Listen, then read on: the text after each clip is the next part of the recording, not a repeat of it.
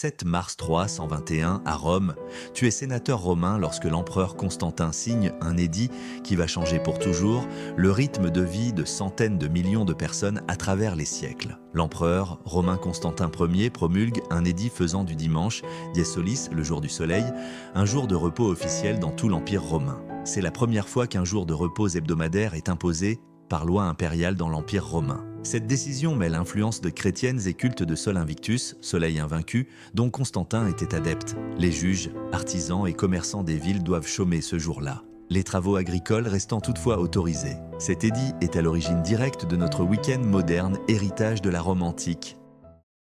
7 mars 1876, tu es dans un bureau de Washington quand Alexander Graham Bell reçoit un courrier officiel qui va transformer à jamais la façon dont l'humanité entière communique.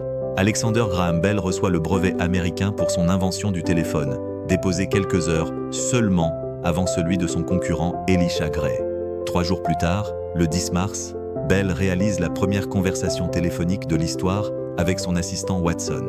Ce brevet sera l'un des plus lucratifs de toute l'histoire des États-Unis, donnant naissance à l'empire Bell Telephone. Bell n'avait que 29 ans. La longue bataille juridique contre Gray durera des années, mais Bell conservera ses droits sur l'invention.